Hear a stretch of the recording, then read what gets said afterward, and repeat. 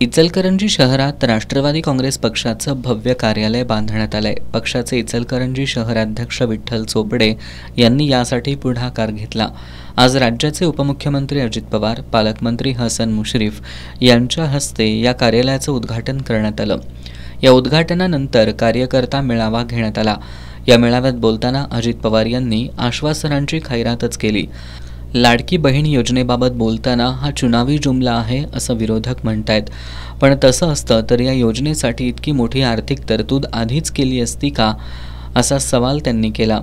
या सरकारनं इतक्या योजना दिल्या आहेत की आता घरात जेवण तेवढं आम्हाला करायला सांगा, ते पण आम्ही करू, पण मतदान आम्हालाच करा, असं त्यांनी आपल्या खास शैलीत आवाहन केलं। महाराष्ट्राच्या इतिहासात विणकर समाजाचं काम मोठं आहे। येवलामधील पैठणी लोकप्रिय आहे। तिथं कष्ट करणारा विणकर कामगार आहे। त्यानं आपल्या कामातून वेगळी ओळख निर्माण केली आहे। इचलकरंजीत सुद्धा विणकर समाज पिढ्यानपिढ्या आपल्या कलाकुसरीनं भुरळ पाडतायत।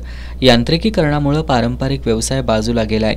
विणकर समाजानं दुसरा पेशा सध्या निवडलाय। इचलकरंजी भागात कापूस पिकत नसतानाही वस्त्रोद्योग टिकून आहे। अनेक अडचणी आहेत, मात्र एकात्मिक वस्त्रोद्योग धोरण राज्यानं आणलंय। मालेगाव, येवला, इचलकरंजी या भागात 5 लाख रोजगार निर्मिती करण्याचा प्रयत्न राहील, अशी ग्वाही त्यांनी यावेळी दिली।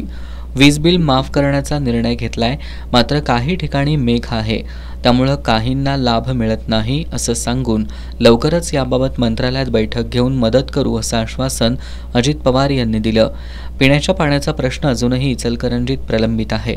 यामध्ये बारकाईनं लक्ष घालून अनेक वर्षांचं हे दुखणं दूर करून न्याय देऊ असं सांगताना इथलं पाणी नको तिथलं नको असं म्हणतायत, पण लॉंग टर्म जे आहे ते हाती घेऊ अशी ग्वाही त्यांनी दिली।